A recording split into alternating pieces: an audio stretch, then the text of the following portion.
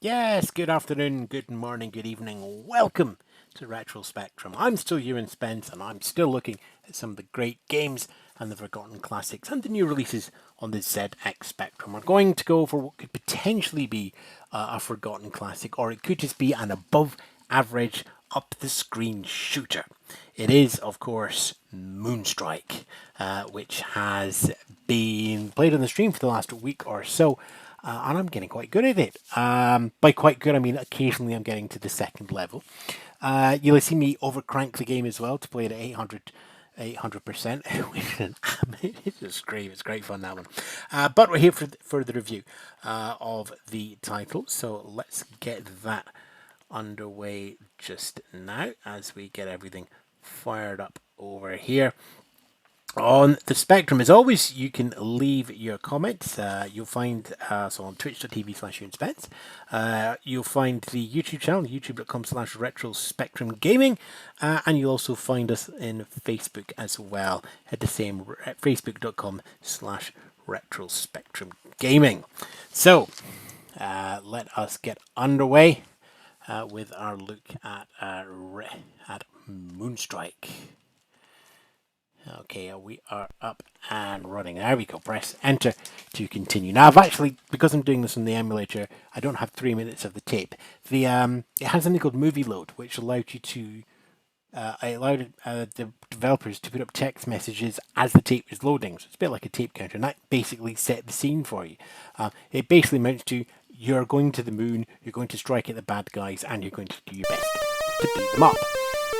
Nice little thing, got its attention as it was going through in the 80s. We were talking about released in 1987 on this one.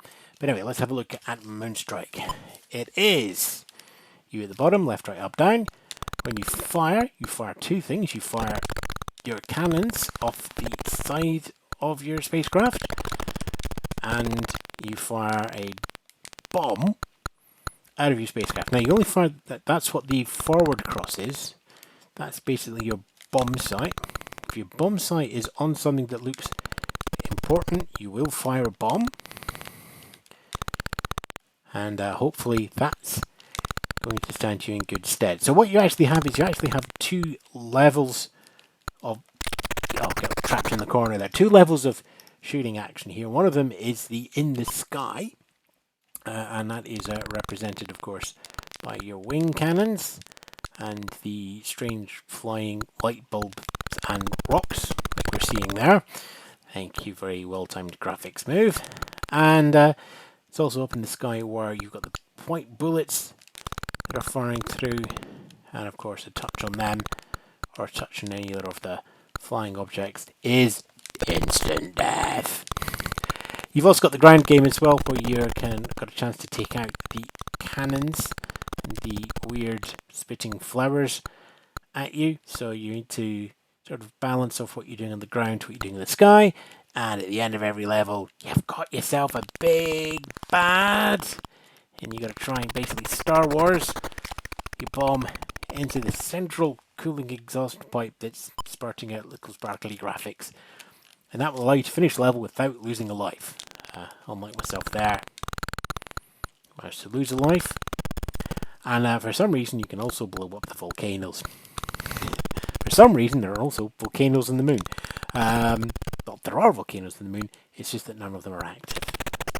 At least nowadays. That there, level 2, got past the hexagon system, is Moonstrike. And look, it's more than perfectly serviceable. It is slow. I mean, it's got some, like a 20-cent coin as the thing you have to blow up in the moon base. That's just, I mean, I could just about understand why you've got a happy face, but to throw your bomb into a new coin section, I mean, it's a bit meta, it has to be said. So, Moonstrike itself, it was relatively slow even in the Spectrum days. Okay, nowadays every other screen shooter feels this slow, but it is definitely one of the slower ones that you get on the Spectrum. That means that there's more emphasis on maneuvering and making sure that you don't get caught by the bullets, and that means it's much more about threading the needle and flying than just get in left, right, and bash the buttons. Nowadays, I appreciate that a little bit more than I would have done when I was growing up, it has to be said. Difficulty-wise, well, you do get a little bit further every single time. It's got a reasonably good level of have you got further, have you learned a bit more. I'm at the point now where I can get to that bit of level 2 past the hexagons.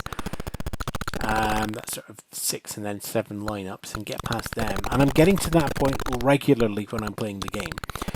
You know, last week I was barely getting to the end level bad guy on level 1. And I have managed to actually work out, in theory, how to defeat the end of level boss, which took a bit of going as well. So it does stand up to that certain amount of replaying to try and work out what you need to do and to get better. So it is a game where you will learn to improve. So let's just try and trigger a spark coming out now. Come on, trigger a spark. Okay, I'm just going to you can't leg it through there. You've got to blow it up. I forgot that. So yeah, there is a bit of memory and flying out as well. Let's just blow up one of these not active volcanoes again. But there are some big major questions I have to ask as well. And it comes back to something that I've discovered in these shoot 'em up arcade games, which is the people who design the last things to defend the world from have no idea what to do with wings. Because your laser cannons here are mounted in the edge of your wings. You can see them, they're right there. Much like the Space Invaders cannon, or sorry, I'm on a spectrum, much like the Space Raiders cannon, because it's quite definitely not Space Invaders, you've got these great big wide wings at the side of your craft, and they're fragile, and if they just get touched by anything, yeah, your entire ship destroys.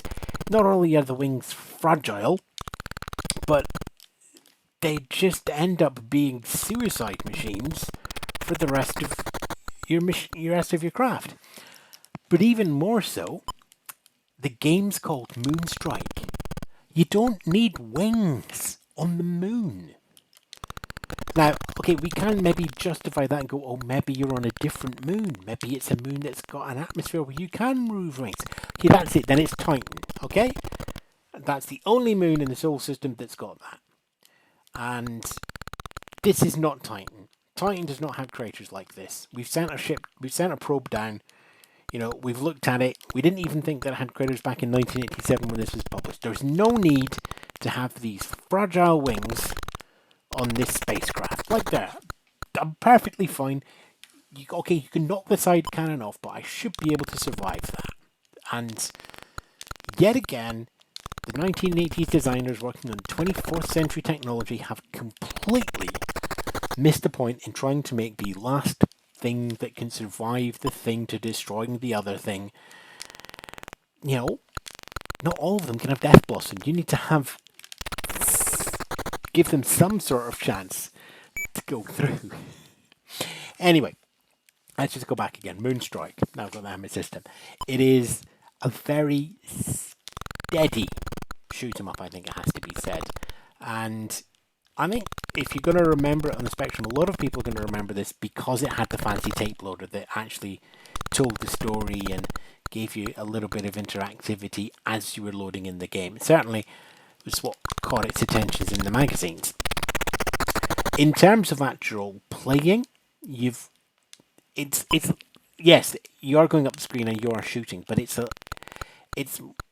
not a light touch. It's something that's big and ponderous. It's like a bomber. You've got to take your time to work out where you want to go, what you want to do. You've got to think ahead. There are going to be moments where it's all about reaction, but if you're smart, you're not going to be in the position, most of the time, where you need to have or relying on your reaction speed to get you through the game. If you can fly smartly, space smartly, then you're not going to have any instances like that death there. I went above a turret and turned and fired straight up, so I didn't have a chance on that one. But I could move around it if I was on 100% attention. And you all know that because I'm recording a review, I'm going to blame it all on you guys. That learning curve allows you to get a little bit more forward every game, certainly when you're concentrating on that one. And when you get to the end of that, it does feel like you've hit a cliff face. But it is a cliff face that is surmountable. And if you can get over that, you will have a game which certainly wants you to keep playing. It does drag you in. And it's worth looking at. It's caught my attention and it's stayed with me over the last week or so while I've been reviewing it here in the stream and offline as well. So Moon Strike's got something in it. It might not be much. It might not have the staying power in your memories of some of the other classic Spectrum titles, but it's certainly worth a look, and it's got a lot going for it. And let's face it, one of the things that I've not really mentioned there is you can always see what's going on. The graphics are big, they're clear. It's got a good package. It's just very slightly slow. You've got these ridiculously fragile wings, but, you know, stick that into balance, you get to save the Earth by destroying out the moon for some reason. Recommended. You know it's recommended, but there is a lot there to like and appreciate, and it's certainly a different approach to the shoot 'em up that I think many will appreciate. That's Moon Strike. It is from Mirrorsoft, but the design team of Danny and Tony Neville are behind that one as well, and in no way is it inspired by Xevious. Not at all. I'm Ewan Spence. You know where the link is button, you know where the like is button, you know where the subscribe button is. Do all what you would normally do there. Follow us at youtube.com/retrospectrumgaming for more videos and alerts. More discussions at facebook.com/retrospectrumgaming. And my personal Twitch channel to see all these reviews, clips and videos recorded live, as well as more chat and discussion. Twitch.tv/Ewan Spence. Ta for now. Have you enjoyed this video? Would you like to see more? Before you click through to watch something else, why not follow the link to help me make more fun reviews, clips and content?